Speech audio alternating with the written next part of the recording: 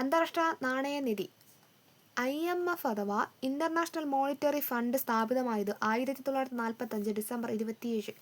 IMFന്റെ പ്രവർത്തനം ആരംഭിച്ചത് 1947 മാർച്ച് 1. IMFന്റെ അംഗസംഖ്യ 191.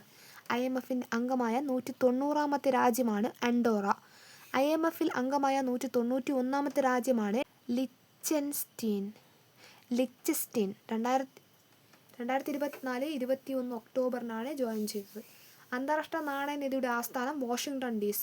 IMFന്റെ രൂപീകരണവുമായി ബന്ധപ്പെട്ട് നടന്ന ചർച്ചകളിൽ പങ്കെടുത്ത ലോക പ്രശസ്ത സാമ്പത്തിക ശാസ്ത്രജ്ഞനാണ് ഇർവിൻ ഫിഷർ.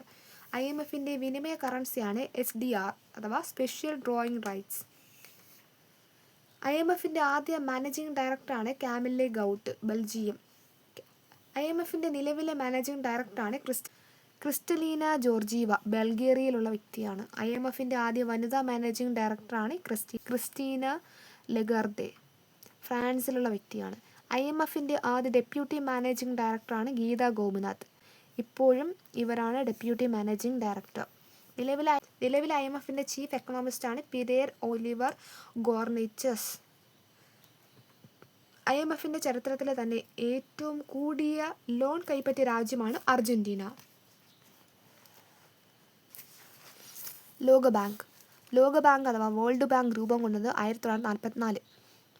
21 രാജ്യങ്ങളിൽ നിന്നുള്ള പ്രതിനിധികൾ വാഷിംഗ്ടൺ DCയിൽ ബാങ്കിന്റെ ആദ്യ അംഗങ്ങളാകാൻ യോഗം ചേർന്നത് വഴി ആർട്ടിക്കിളുകൾ അംഗീകരിക്കുകയും ബാങ്ക് ഔദ്യോഗികമായി നിലവിൽ വരികയും ചെയ്ത തീയതി 1945 ഡിസംബർ 27.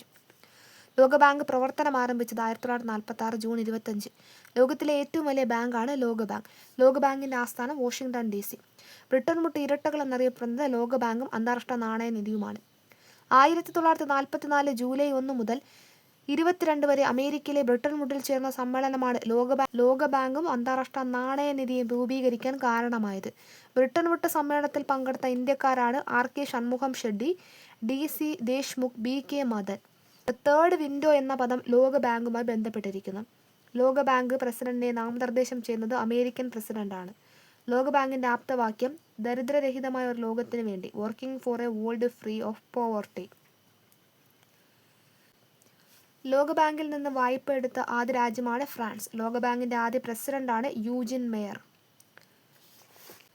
ലോകബാങ്കിന്റെ നിലവിലെ പ്രസിഡന്റാണ് അജയ് ബംഗ, ഇന്ത്യൻ വംശജനാണ്.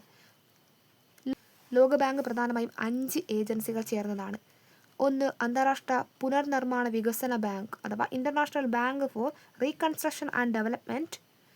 2. അന്താരാഷ്ട്ര വികസന സമിതി അഥവാ ഇന്റർനാഷണൽ ഡെവലപ്മെന്റ് അസോസിയേഷൻ. 3. അന്താരാഷ്ട്ര ധനകാര്യ കോർപ്പറേഷൻ അഥവാ ഇന്റർനാഷണൽ ഫിനാൻസ് കോർപ്പറേഷൻ. 4. ബഹുകക്ഷി നിക്ഷേപ ഗ്യാരണ്ടി ഏജൻസി അഥവാ the multilateral investment guarantee agency. 5. അന്താരാഷ്ട്ര നിക്ഷേപ തർക്ക പരിഹാര കേന്ദ്രം അഥവാ international centre for settlement of investment dispute. ലോകബാങ്കിന്റെ ഇൻഷുറൻസ് വിഭാഗം അറിയപ്പെടുന്നത് ബഹുകക്ഷി നിക്ഷേപ സുരക്ഷാ ഏജൻസി അഥവാ മൾട്ടിറ്റേറിയൽ ഇൻവെസ്റ്റ്മെന്റ് ഗ്യാരണ്ടി ഏജൻസി എന്നാണ്. വിദേശ നിക്ഷേപം പ്രോത്സാഹിപ്പിക്കാൻ രൂപീകരിച്ച സംഘടനയാണ് ബഹുകക്ഷി നിക്ഷേപ സുരക്ഷാ ഏജൻസി. അന്താരാഷ്ട്ര നാണയനിധിയിലും ലോകബാങ്കിലും അംഗമായ 189ാമത്തെ രാജ്യമാണ് നൗറു. ലോകബാങ്കിന്റെ MDയും ചീഫ് ഫിനാൻഷ്യൽ ഓഫീസറുമായി നിയമിതനായ ഇന്ത്യൻ വനിതയാണ് അൻഷുള്ള കാന്ത്. 2018 ലോകബാങ്ക് പുറത്തിറക്കിയ ആദ്യത്തെ ഗ്ലോബൽ ബ്ലോക്ക് ചെയിൻ ബോണ്ടാണ് ബോണ്ടായി അഥവാ ബ്ലോക്ക് ചെയിൻ ഓപ്പറേറ്റഡ് ന്യൂ ഡെപ്റ്റ് ഇൻസ്ട്രുമെന്റ്. അമേരിക്കൻ പൗരനായിരിക്കും എപ്പോഴും ലോകബാങ്കിന്റെ പ്രസിഡന്റ്. IMF ഡയറക്ടർ എപ്പോഴും യൂറോപ്യൻ പൗരനായിരിക്കും. 2023 ലോകബാങ്കിന്റെ ലോജിസ്റ്റിക് പെർഫോമൻസ് സൂചികയിൽ ഇന്ത്യയുടെ സ്ഥാനം 38. 1-ാം സ്ഥാനം സിംഗപ്പൂർ, 2-ാം സ്ഥാനം ഫിൻലൻഡ്.